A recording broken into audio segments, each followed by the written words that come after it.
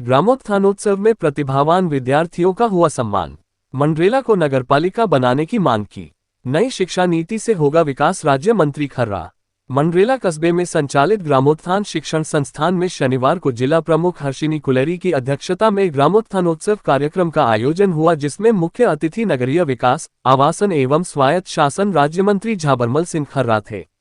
विशिष्ट अतिथि पूर्व सांसद नरेंद्र कुमार, पूर्व भाजपा जिलाध्यक्ष पवन मावदिया, भाजपा जिला महामंत्री राजेश दहिया, चंदगीराम झाझड़िया, सुरेंद्र सिंह सिहाग, एस बड़ी ईबीओ मनीष चाहर, ओम प्रकाश सोनी, सज्जन चौधरी, डॉक्टर बीके शर्मा, सुनील पुनिया, धर्मवीर पुनिया आदि थे। इस दौरान अतिथियों ने संस्थान के प्रतिभावान छात्र छात्राओं का सम्मान किया। जिला महामंत्री राजेश दहिया ने मंच के माध्यम से राज्य मंत्री को कस्बे को ग्राम पंचायत से नगरपालिका बनाने की मांग की। वहीं मंडल अध्यक्ष ओम प्रकाश सोनी ने ज्ञापन के माध्यम से नगरपालिका बनाने की मांग की। पूर्व सांसद नरेंद्र कुमार ने शिक्षा के साथ संस्कार देने की बात कही। मुख्य अतिथि ने बोलते हुए कहा कि भारत की सभ्यता, संस्कृति व सनातन में मान्यता है कि बच्चे की सबसे बड़ी शिक्षक उसकी माता होती है। जो माता अपने बच्चे को सिखाती है वही उसके जीवन पर प्रभाव डालती है।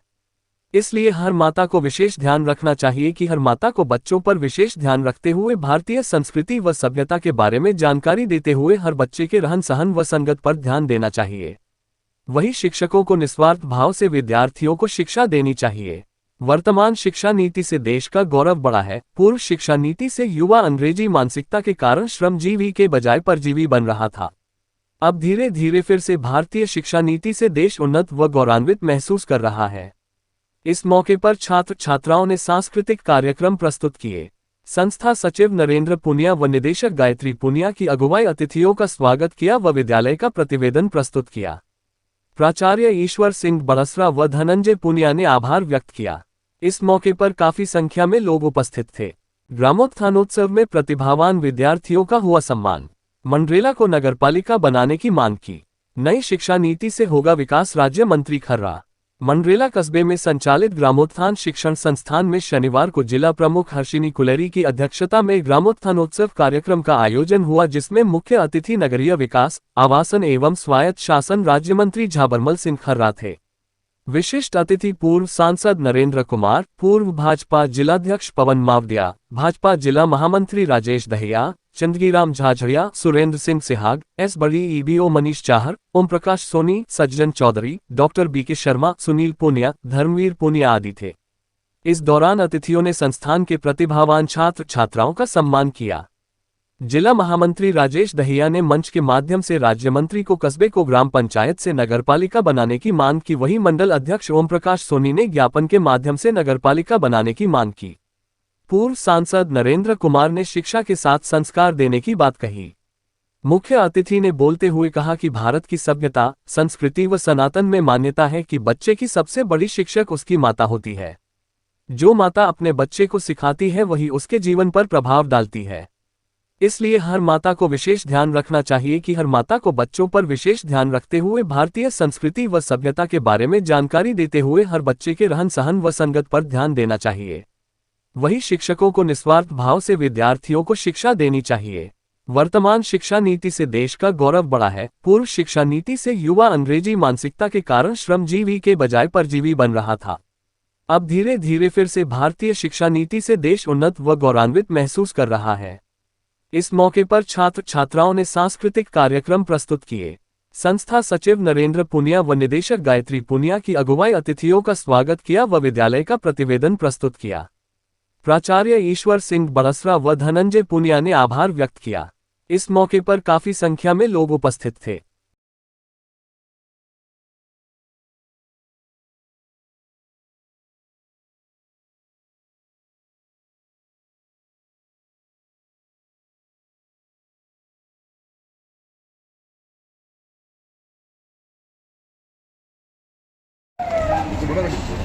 गाड़ी भीतर जा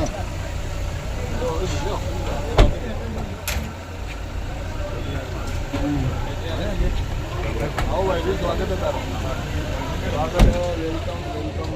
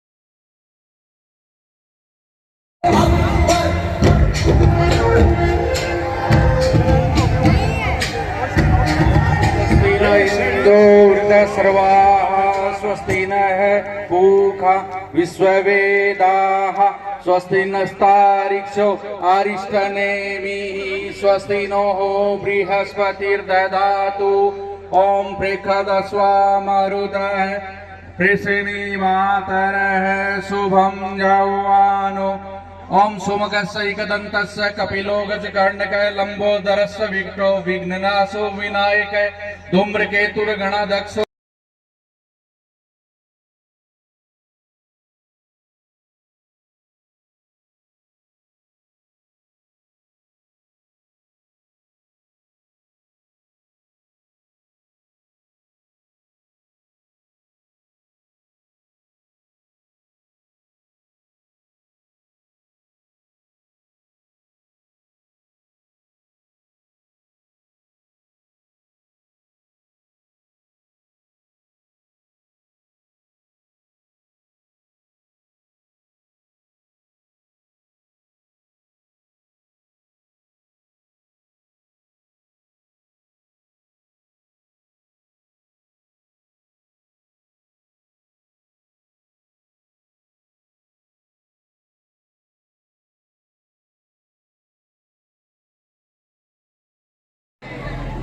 हमेशा जन्मदिन पर जब वो जीवित थे उसी समय मैंने घोषणा की थी कि मेरे पिताजी के हर जन्मदिन को मैं ग्रामोत्थान उत्सव के रूप में मनाया जाएगा। उस उत्सव पर आज हमारे भगवान गांव में हमें वो खुशी नहीं समा रही है। वो किसान नेता, हर किसान का विश्वास, हर किसान की आस बने हमारे राजस्थान के मंत्री श्री झाबरमल जी खर्रा जी, जो शायद हमें नहीं विश्वास था कि इस छोटे से ग्रामीण क्षेत्र में, इस छोटी सी संस्था में आप पधार पाएंगे।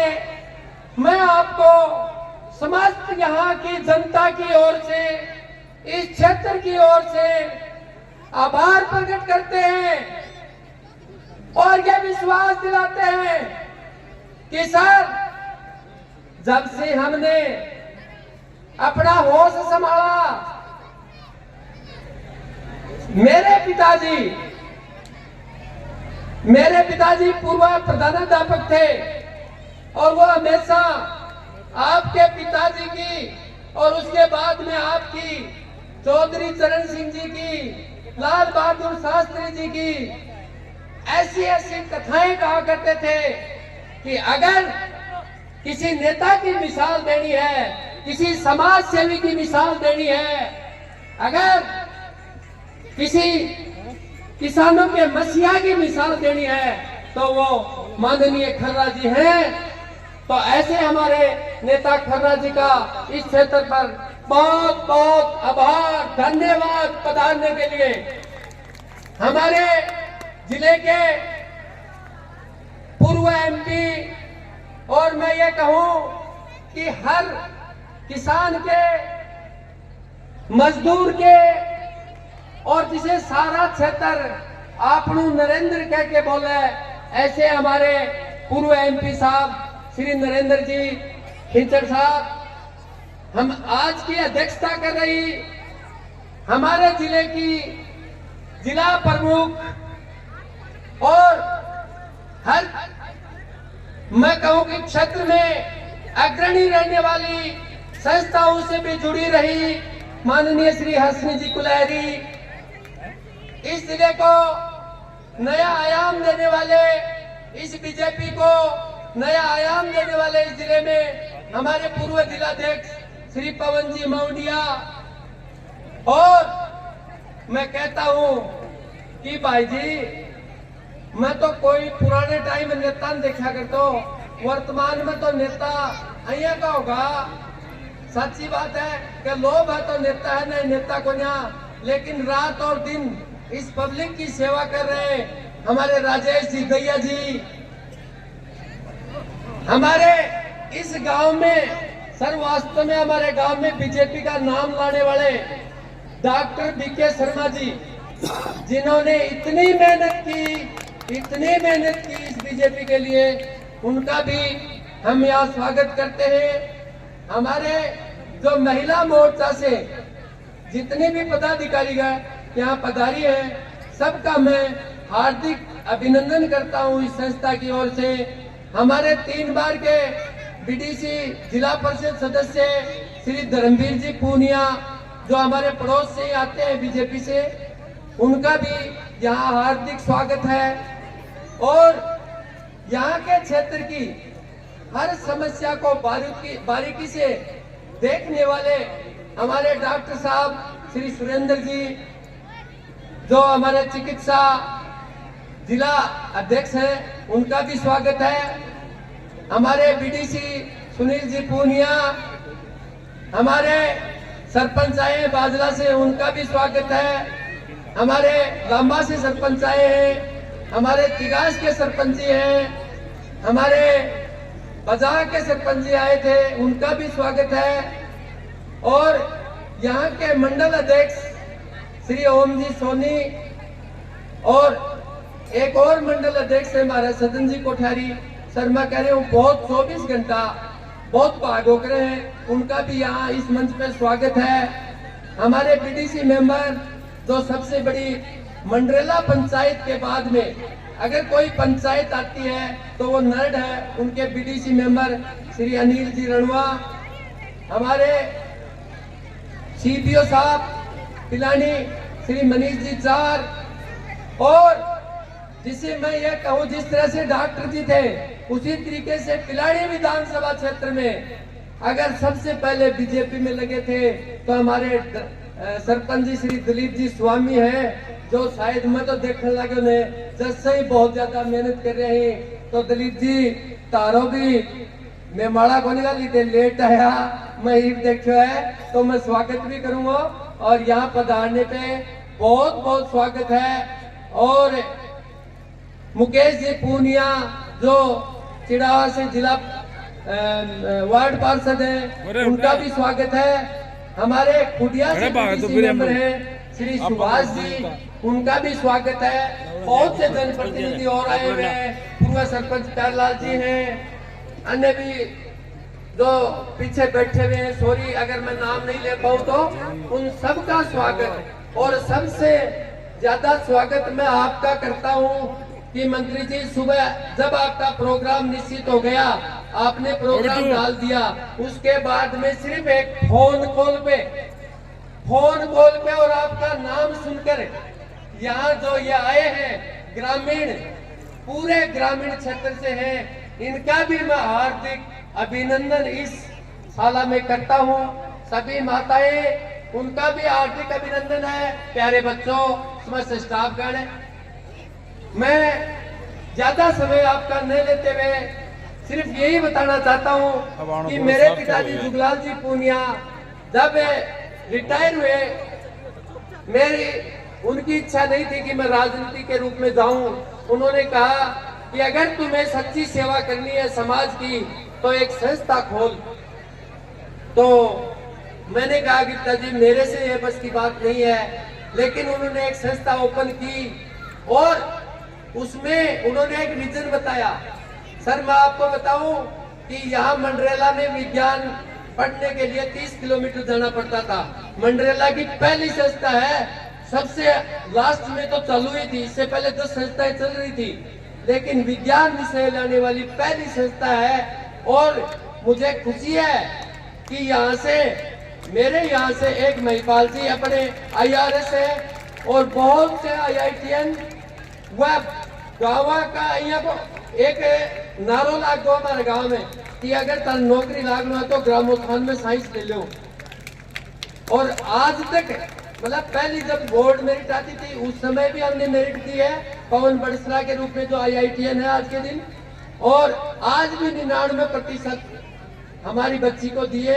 और 99 नहीं, एक की बात नहीं है, मैं दावा करता हूं इस मंच से खड़ा होकर के कोई बच्चा ये कह दे कि 10वीं की बजाय 12वीं क्लास में हमारे यहाँ 10% या 5%, कई होंगे तो 20% की बढ़ोतरी करते हैं। हमेशा मैं धन्यवाद देता हूं मेरे इस स्टाफ को, जिन्होंने इतनी मेहनत की है और इस मुकाम को पहुंचाया है। मेरे पिताजी के उस सपने को उन्होंने साकार किया है। मेरे पिताजी के पास आज भी याद है मुझे, जब कोई ग्रामीण बच्चा आता था और कहता था कि फीस को ना गुरुजी, जब मैं 5 बच्चा का यहाँ का नाम बताए गया हूँ, क्या तो संस्था में 5 डोनेट करके गया ही, बोले कोई बात को ना, तू तो साइंस पढ़ी और मैं नौकरी लग गया नेवी एयरफोर्स में, और सर महीने की पहली तनख्वाह इस संस्था को देके गए। मैं उनका भी धन्यवाद देता हूँ कि आप मेरे बजाय अब किसी और को पढ़ाना सर। तो कभी भी ये महसूस नहीं होने दिया इस क्षेत्र में कि कोई ऐसा बच्चा जो नहीं पढ़ पाएगा उसको हम पढ़ाने के लिए तैयार हैं। हमारे पास मैं ये कहता हूँ कि जो शहरों में संस्थाएं होती हैं उतनी न तो फीस आती है, न उन जैसी हमें ये कहे कि स्टैंडर्ड है, लेकिन हमारे जो ग्रामीण बच्चे हैं, हमारे जो गांव के बच्चे हैं, मेरे पिताजी ने जब ये संस्था खोली थी, इसका नाम ग्रामोत्थान, शायद आपको भी लगा होगा, केशवानंद जी ने जो संस्था खोली थी, उसी केशवानंद जी की संस्था के आधार पर इन्होंने ग्रामोत्थान रखा था कि केशवानंद जी है वो एक आदर्श है समाज के लिए। उन्होंने वो शिक्षाएं दी थी, वो बच्चों को आगे बढ़ाया था।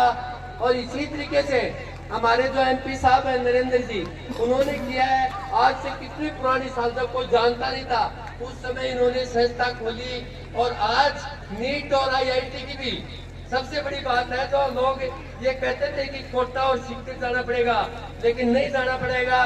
मैं धन्यवाद देता हूँ नरेंद्र जी को कि उन ग्रामीण बच्चों के जो मतलब ये मान लो कि सुसाइड कर लेते थे, एक बच्चा 2.5 लाख रुपए पे नहीं कर पाता था, उनके लिए यहाँ नरेंद्र जी ने इंडियन पब्लिक स्कूल झुंझुनू में वो सुविधा दी है। आपका भी इस बात के लिए बहुत बहुत धन्यवाद है नरेंद्र जी कि आपने इस ग्रामीण क्षेत्र बच्चों के लिए सोचा। दूसरी मेरी उन बच्चियों का जो मैं हर साल 10 मेरे पिताजी के नाम पे फ्री पढ़ाता हूँ, हालांकि मैं नाम नहीं लूंगा किसी का भी क्योंकि वो अपने आप में अच्छा नहीं लगता है, लेकिन हर साल 10 बच्चियां। फिर दूसरी मैं यहाँ सार्वजनिक रूप से हमेशा घोषणा करता हूँ कि जिस भी बच्चे के पास फीस न हो और जो गरीब हो वो कभी भी आकर के मेरे पास, मुझे न तो पैसे मेरे पास थे, मेरे पिताजी के पास इतने पैसे थे कि हमें शाम की रोटी मिल जाए और वही हमें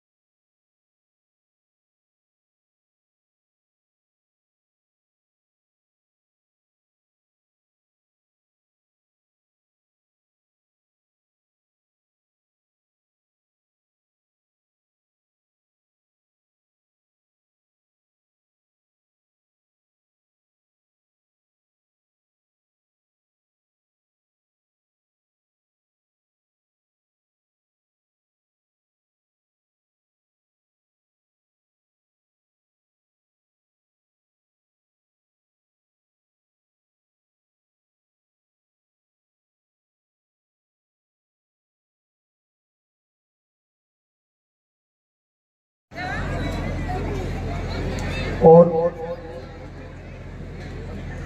लगभग 14-15 हजार से ऊपर अभी वोट हो गए। माननीय मंत्री महोदय जी से निवेदन करना चाहूंगा, मैंने आप तक भी बात पहुंचा दी पहले और मुख्यमंत्री जी को भी मैंने लिख करके दे दिया है और आज व्यक्ति से यहाँ पे पढ़ा रहे हैं तो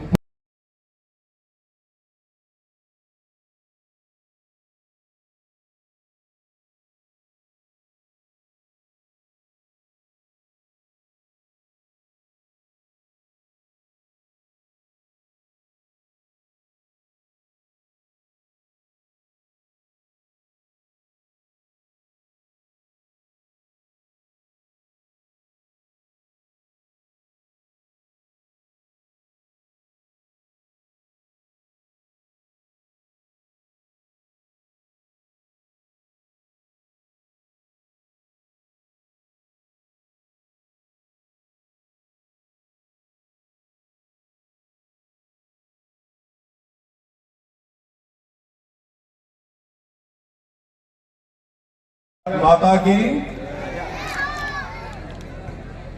ये जो कुछ हमारे यहाँ पधारी और सम्मानित इस क्षेत्र के ये बुजुर्ग कार्यक्रम के बीच में जा रहे हैं। अभी माननीय मंत्री महोदय विराजे हैं और हमारा दायित्व है कि अतिथि का सत्कार, उनका सम्मान सारा होने के बाद ही आप उनके यहाँ से जाने के बाद वहाँ लौटे तो ठीक रहेगा। ऐसी हमारी परंपरा है, हमारे संस्कार हैं। ऐसे तो एक बार आप विराजे सर। मंच पर उपस्थित है आज इस मां सरस्वती के पावन प्रांगण में हमारे बीच में राजस्थान सरकार के यूडीएच मंत्री, और जैसा कि अभी संचालक महोदय ने भी और इस कार्यक्रम के आयोजक महोदय ने भी आप सबको बताया कि हमारी पूरे राजस्थान में, पूरी शेखावाटी में खासकर जो एक किसान नेता के रूप में पूर्व में इनके पिताजी आदरणीय श्री हरलाल सिंह जी खर्रा साहब ने मंत्री के रूप में, विधायक के रूप में भी एक सच्चे जनसेवक के रूप में पहचान बनाई, जनता की सेवा की, और उसी के परिणाम स्वरूप आज हमारे बीच में उन्हीं के पुण्यों के आधार पर राजस्थान सरकार में उनके सुपुत्र श्री जाबर सिंह जी खर्रा हमारे बीच में मुख्य अतिथि के रूप में पधारे हैं। मैं शेखावाटी के इस अंचल में और झुंझुनू के इस वीर ग्राम मंडेला पर मैं आपका स्वागत करता हूं, अभिनंदन करता हूं। एक बार जोरदार तालियों से माननीय मंत्री महोदय का स्वागत करें, सत्कार करें, अभिनंदन करें। हमारे बीच में इस कार्यक्रम की अध्यक्षता कर रही इस जिले की पहली नागरिक और भारतीय जनता पार्टी की भी जिला परिषद में आजादी के बाद जिन्होंने जिला प्रमुख के रूप में परचम फहराया, मेरी छोटी बहन हर्षिनी कुलहरी जी। एक बार जोर। महिला मोर्चा की जिले की नेता बहन मंजू जी, अनीता जी, सभी अंजू काला, सभी अनिल जी, रनवा पंचायत समिति सदस्य, आदमी चंद्र राम जी, भाई मुकेश जी पार्षद, और कोई रह गया हो तो उसके लिए क्षमा। और मेरे समक्ष उपस्थित है इस विद्यालय के बच्चों के सभी अभिभावकगण, इस आस पड़ोस के क्षेत्र से पधारे हुए पिता तुल्य बुजुर्गों, युवा साथियों और शक्ति की प्रतिमूर्ति के रूप में बड़ी संख्या में, बड़ी देर से और बड़ी शांति से यहाँ विराजी माताओं बहनों में आपका बहुत सबसे ज्यादा स्वागत, अभिनंदन करना चाहता हूँ। हमारे विद्यालय के इस संचालक और जो अपने पिताजी की पावन स्मृति को, उनकी सोच को, उनके विचार को, उनके विजन को जो आगे बढ़ाने का लगातार काम कर रहे हैं इस स्कूल के संचालक विद्यालय के भाई नरेंद्र पूनिया जी और उनका पूरा परिवार, और ग्रामोत्थान उत्सव में आप सभी का स्वागत है। मैं खास करके नरेंद्र जी का बहुत बहुत अभिनंदन करना चाहता हूं, बहुत बहुत स्वागत करना चाहता हूं कि इस कलयुग के इस दौर में जो अपने पिता की और अपने विचार को लेकर आगे बढ़ रहे हैं, क्योंकि बहुत कम होता है अमूमन, क्योंकि ये समय ऐसा है जो व्यक्ति अपने तक सोचता है, अपनी भलाई जिसमें वो काम करता है, लेकिन पिताजी ने जो पीड़ा उठाया उसको आगे तक ले जाने का काम नरेंद्र जी कर रहे हैं। निश्चित रूप से ये बधाई के पात्र हैं और ऐसा होना भी चाहिए, क्योंकि हम जिन संस्कारों के लोग हैं, हम जिस संस्कृति के लोग हैं, उसमें पिता का स्थान वो आकाश से भी ऊंचा है। इसलिए पिता के पद चिन्हों पर चलना, उनके आचार विचारों को आगे तक आने वाली पीढ़ियों में उनका संचालित करना, ये हमारा कर्तव्य बनता है। आई बार हर साल, पिछले साल भी हम इस कार्यक्रम में आए थे, बड़ा शानदार आयोजन उस समय भी हुआ था और इस बार भी हुआ है। और मैं तो इस अवसर पर सभी, खास करके हमारे विद्यालय के बच्चों को भी मैं यही इस अवसर पर आप सब लोगों को आह्वान करना चाहूंगा कि आप भी बड़े होकर जिस प्रकार के संस्कार आप यहाँ ग्रहण कर रहे हैं, उन संस्कारों को अपने जीवन में आपको जीना है और इस क्षेत्र का, इस देश का, माँ भारती का नाम आगे चलकर आप सभी को रोशन करना है, इस विद्यालय का नाम रोशन करना है। मैं आए हुए अतिथियों का, क्योंकि समय की बाध्यता है।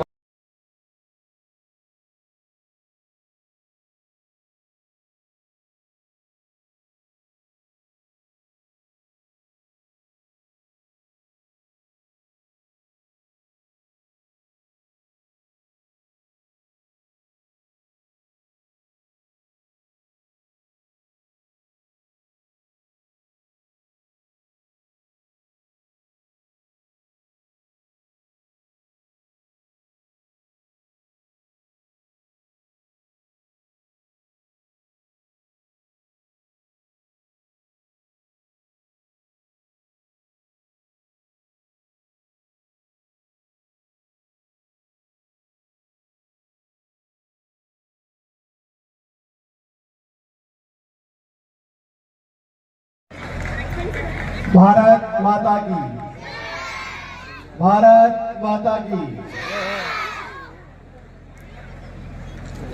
मां सरस्वती के इस प्रांगण में मां शारदे को नमन करते हुए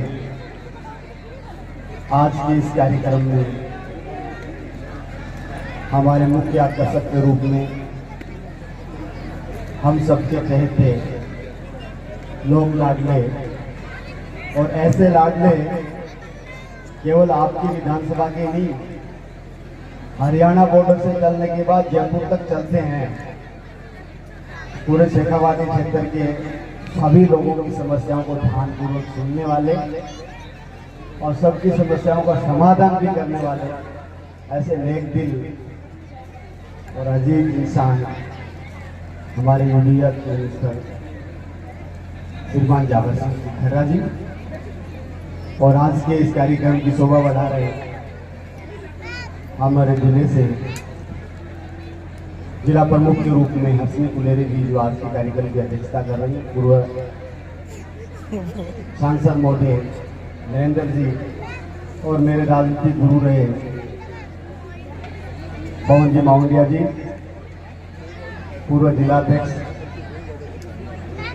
सरपंच साहब बहुत सारे यहाँ पे विराजमान हैं, दिलीप जी सरपंच जी हैं, भरत जी सरपंच जी, चंद सिंह जी पंचायत समिति सदस्य,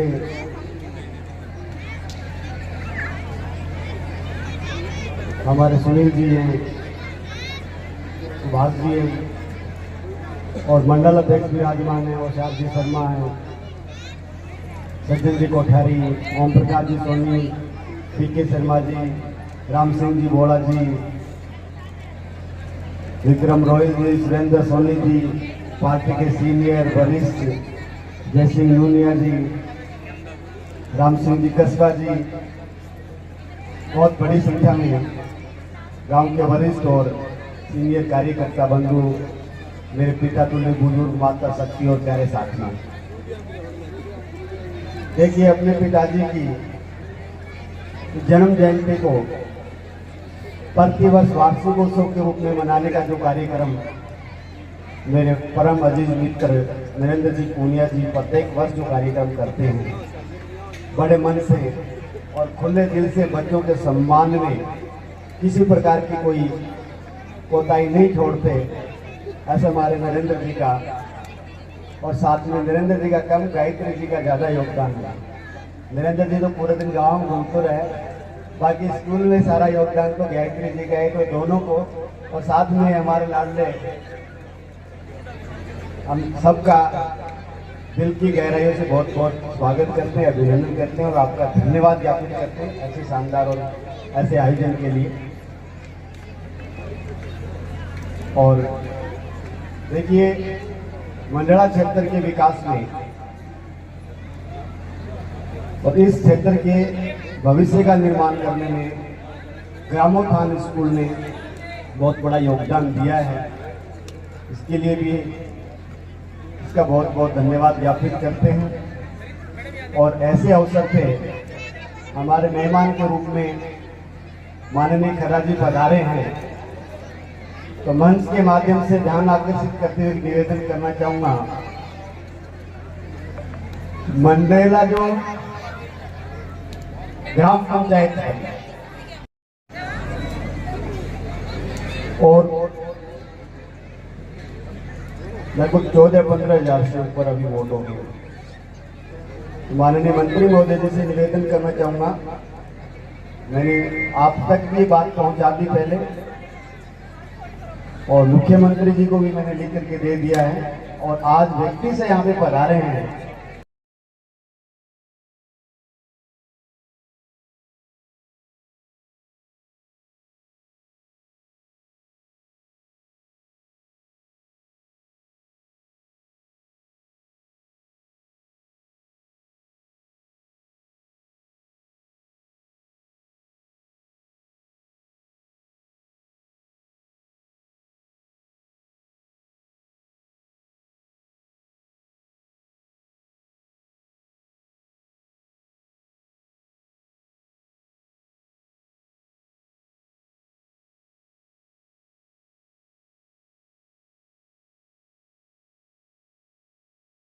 मंदिर में आज जो वार्षिक उत्सव मनाया जा रहा है उसके मुख्य अतिथि के रूप में पधारे हमारे किसान नेता।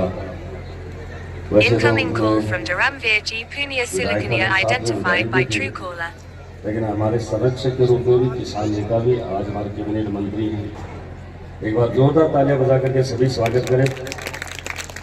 महिला तो कई दिनों आज मिली क्योंकि रोज मिलना टाइम रात को तो बातें ही करें आपने मैं सुने नहीं की बात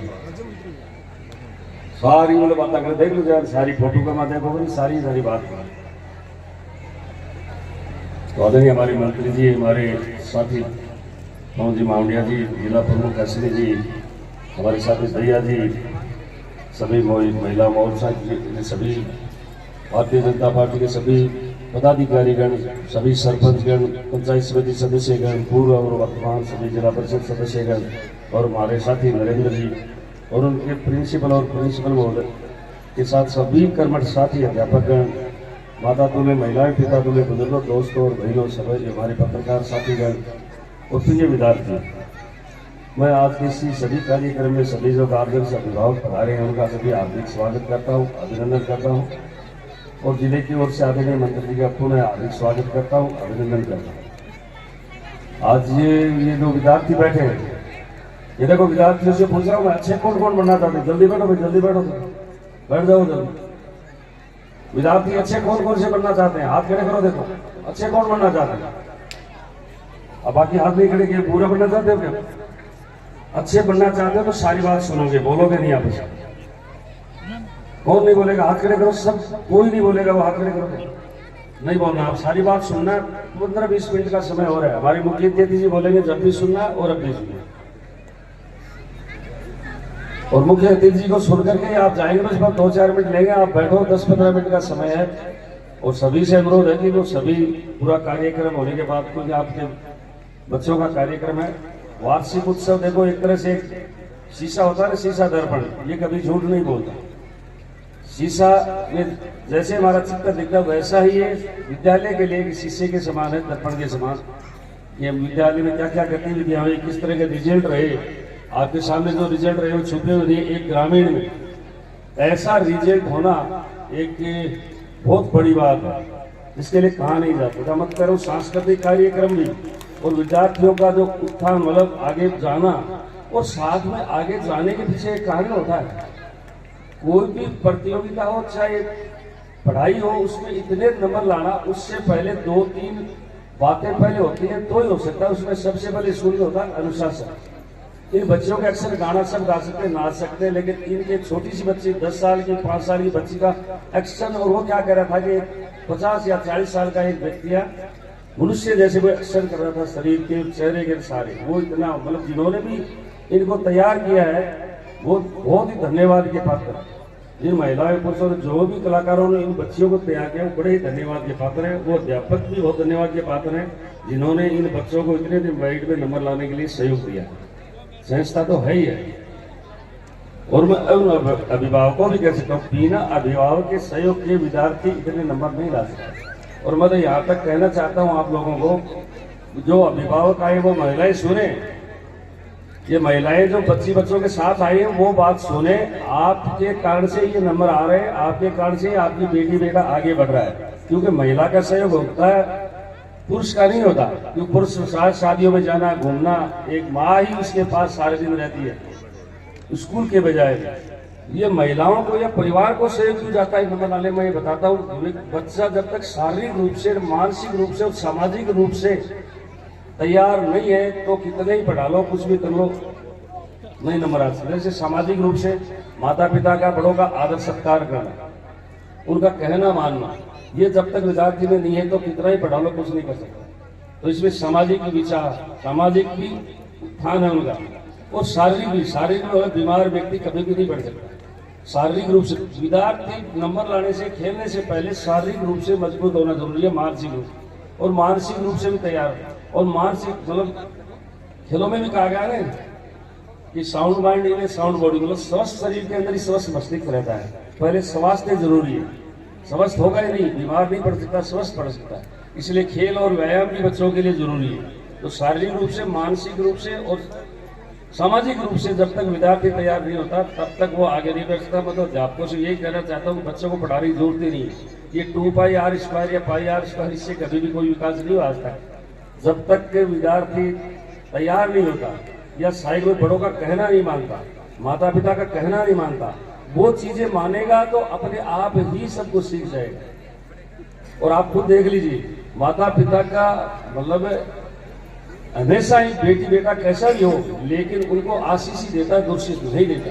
लेकिन कई बार बेटी बेटा यदि माता को सताता है तो उसके आंसू बह ही जाते हैं, लेकिन वो माँ की आत्मा है, वो केवल माफ कर सकती है, लेकिन बहने वाले आंसू है वो माफ नहीं कर सकते। वो माँ बाप के आंसू बहे हुए बेटी बेटों को कहाँ विद्यार्थियों कहाँ दुख दे जाए, इस बात का कोई पता ही नहीं चलता। इसलिए पहले गार्जियनों का कहने, अभिभावकों का कहने माने। जब भी घर से चलते हो ना तो पूछ करके चला करो कि मम्मी मैं घर जा रहा, स्कूल जा रहा हूँ, और स्कूल से आए तो मम्मी स्कूल से आ गया। हमेशा पूछ करके जाओगे, पूछ करके आओगे, वो अपने आप ही आपको किताबें आ जाएंगी।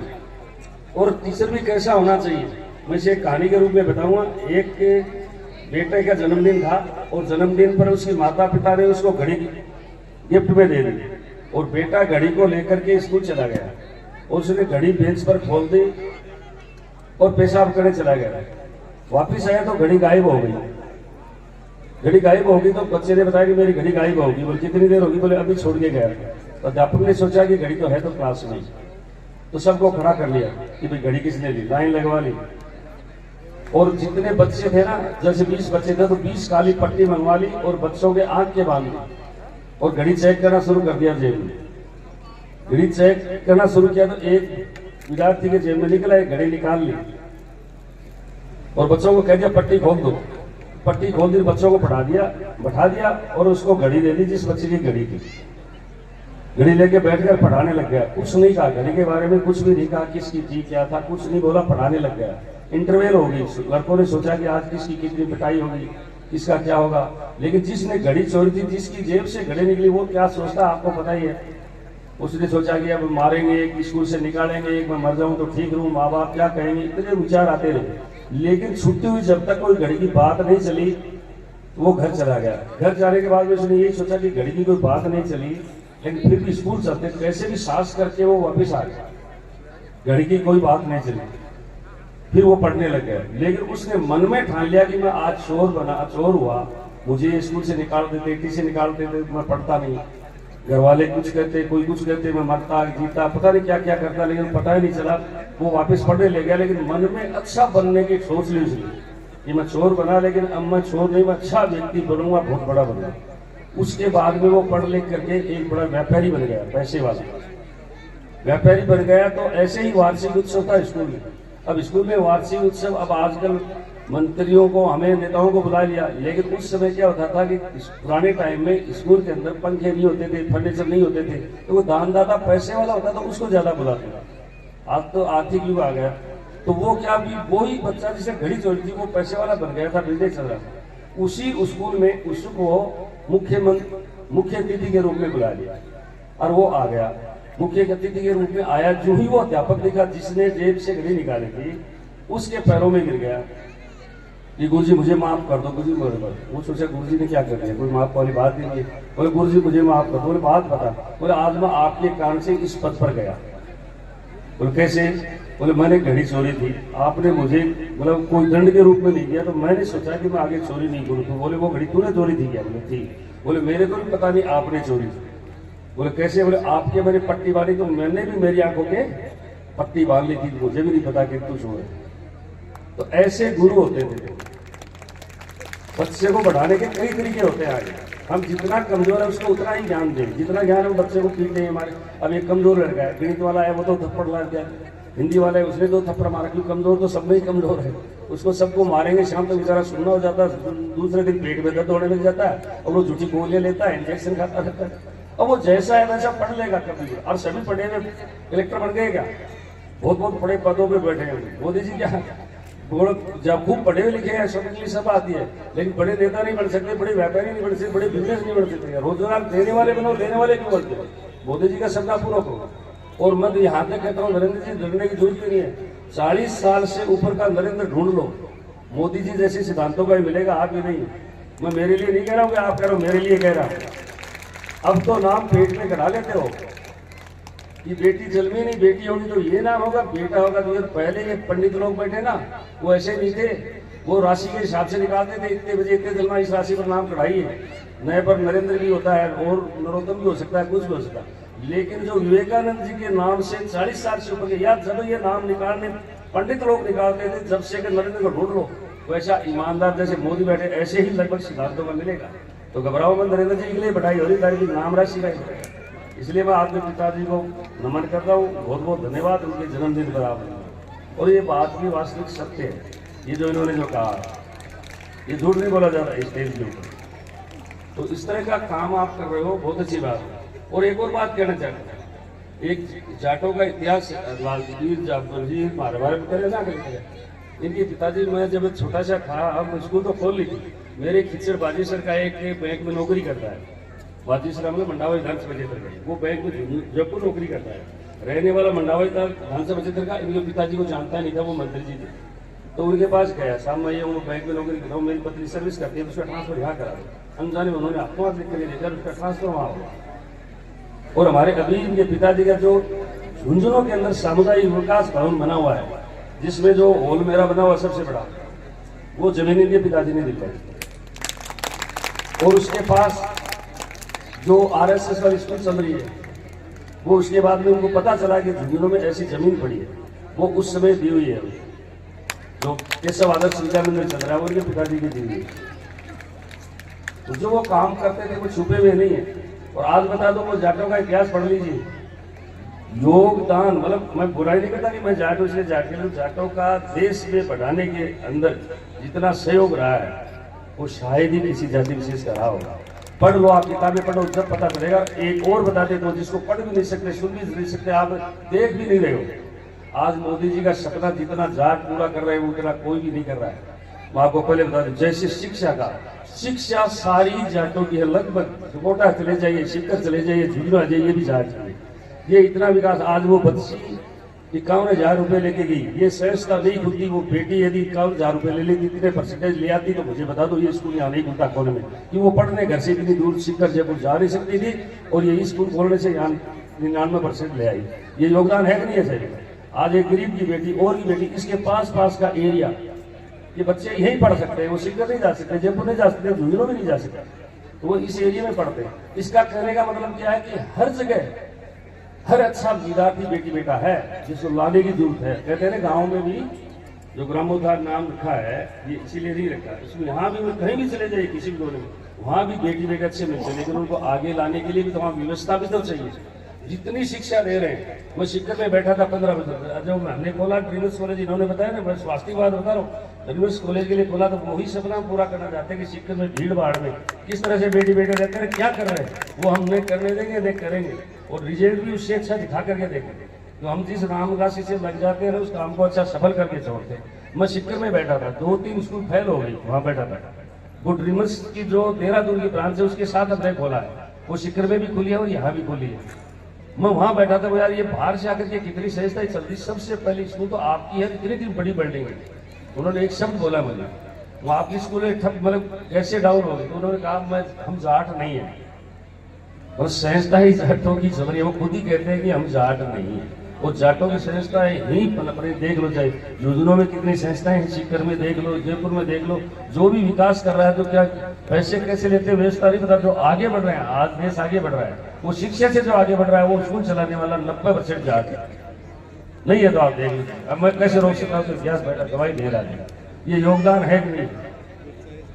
तो ये मैं कहना चाहता हूँ, बेटी बेटी से बड़ा कोई धन नहीं है, जो गार्जियन आया है सबसे बड़ा धन ये है, इन पर ध्यान दीजिए, कहाँ जा रहे कहाँ नहीं जा रहे, ये चक्कर है ना, जीने का समझ में नहीं आया, इससे बड़ा कोई धन नहीं है, इसी के लिए कमाते हैं। ये भी बूढ़े हो जाएंगे तो ये कह रहे थे पापा मैं बड़ी हो गई, तो बचपन जब याद आता, आप जब भी दिक्कत में हो ना, मुसीबत में हो कभी, तो बचपन को याद कर लिया, वो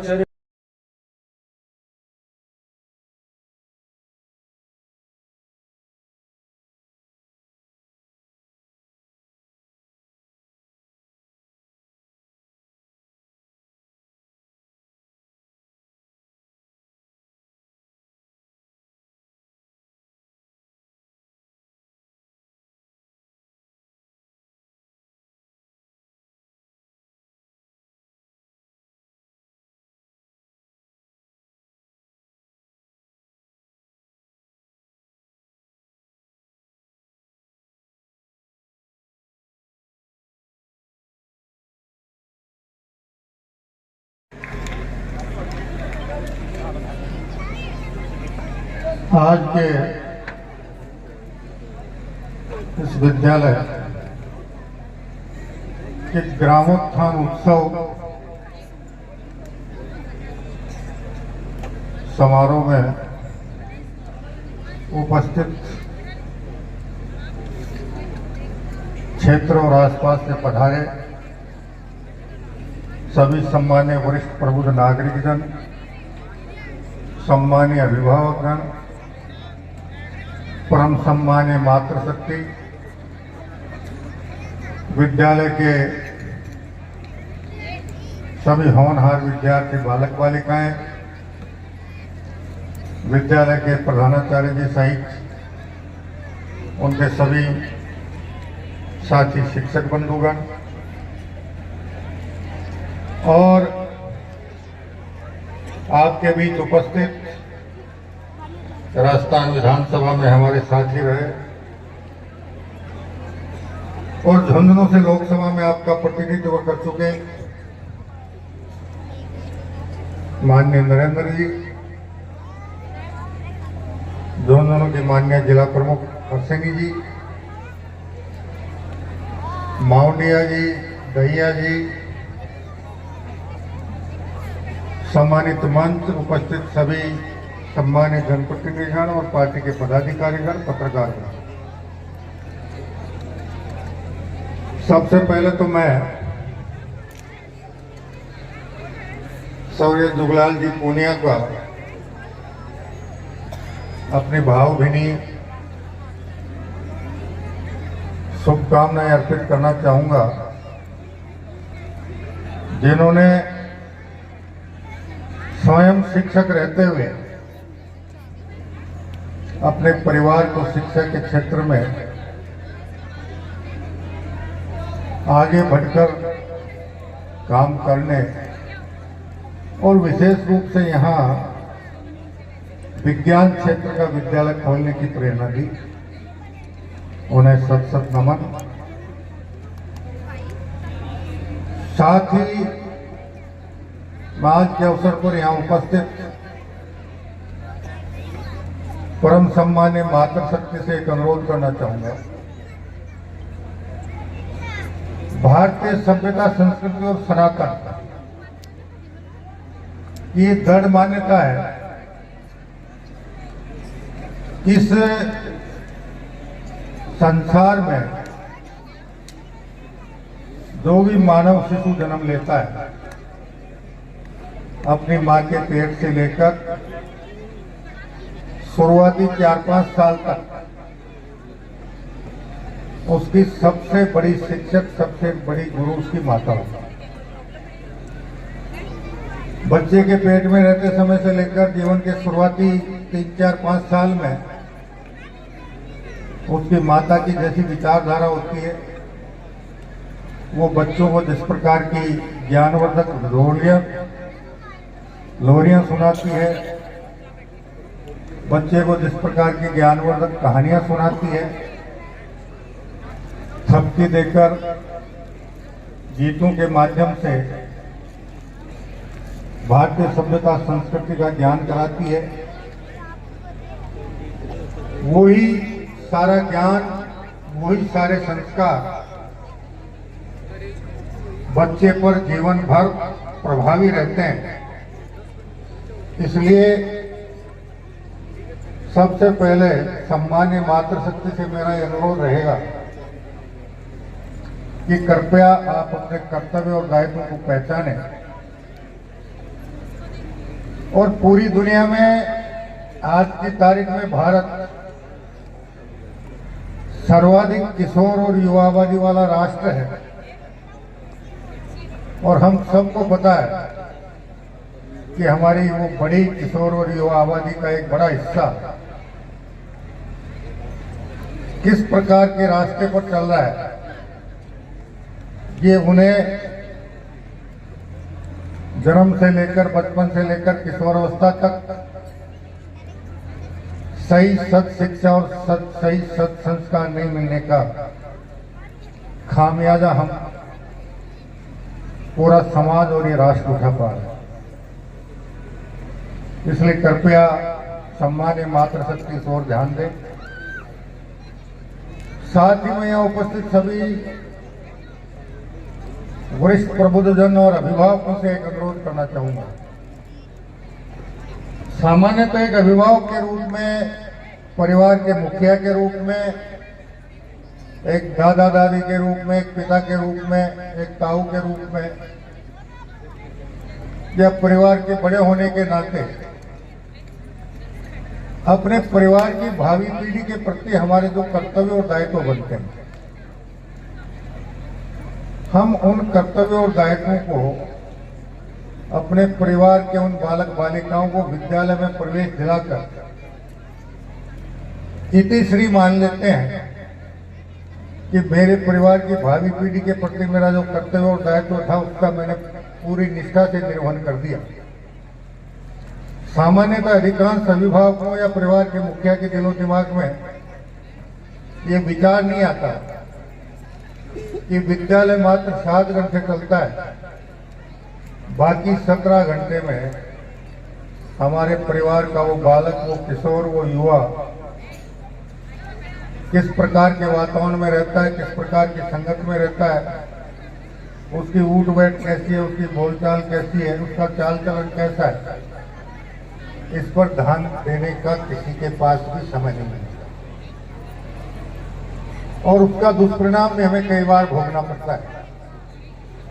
इसलिए सभी परिवार के मुखियाओं का, अभिभावकों से मेरा ये भी करवत निवेदन रहेगा कि कृपया विद्यालय के 7 घंटे के अलावा बाकी 17 घंटे में हमारे परिवार का वो बालक, किशोर या युवा, बालक बालिका किस दिशा में, कैसी संगत में रह रहा है, कैसी उसकी क्रियाकलाप में कैसी गतिविधियां हैं, कृपया उस पर निरंतर निगरानी रखें।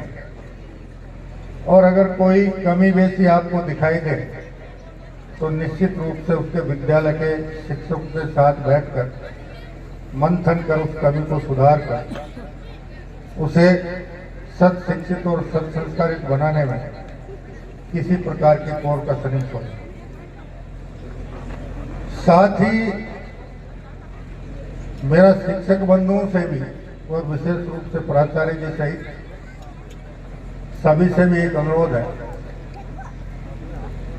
कि एक समय था जब हमारे भारतीय सभ्यता संस्कृति में या विश्व की किसी भी सभ्यता संस्कृति में परमात्मा के बाद दूसरा नंबर गुरु का रहता था और उसीलिए कहा गया है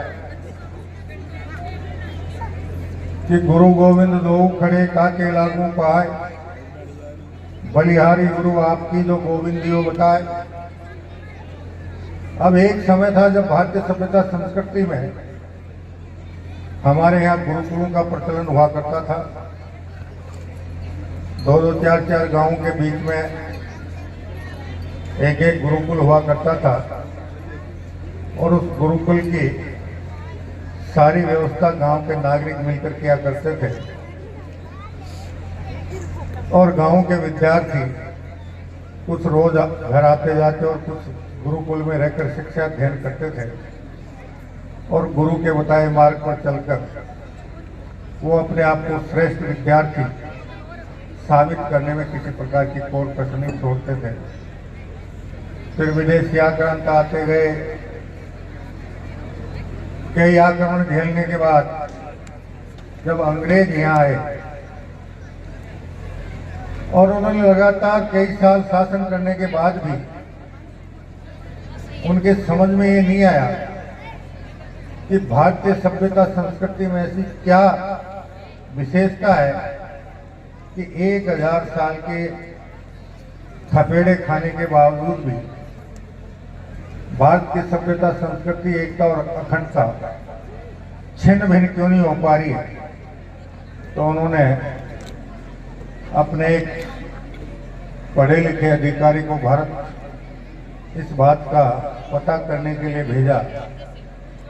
उसने पूरे भारत का भ्रमण किया और भ्रमण करने के बाद उसने निष्कर्ष दिया कि भारत की जो शिक्षा पद्धति है उस शिक्षा पद्धति में ऐसे गुण हैं कि हजारों लाखों थपेड़ों के बावजूद भी भारतीय सभ्यता संस्कृति नष्ट भ्रष्ट नहीं हो पाई।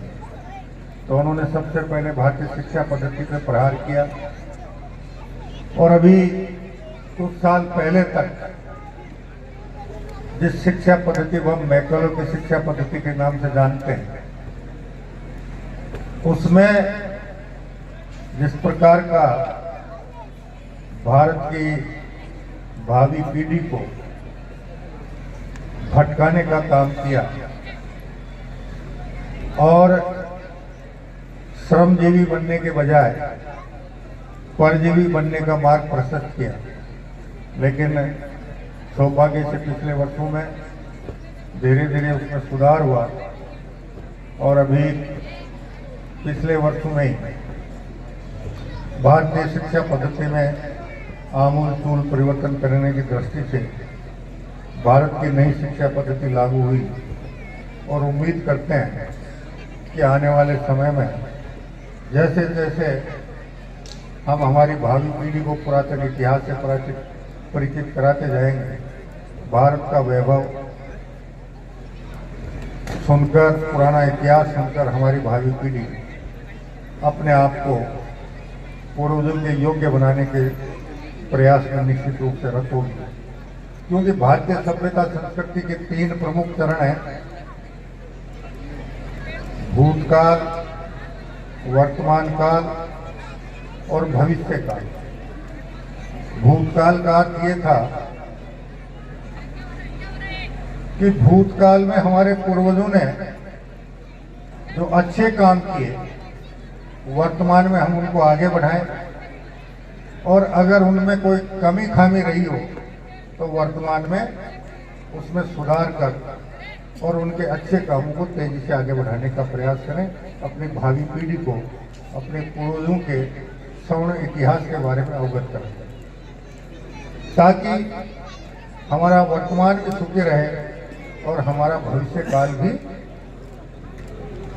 आप द्वारा बताई गई बातों से प्रेरणा लेकर भविष्य काल भी स्वर्णिम बनेगा।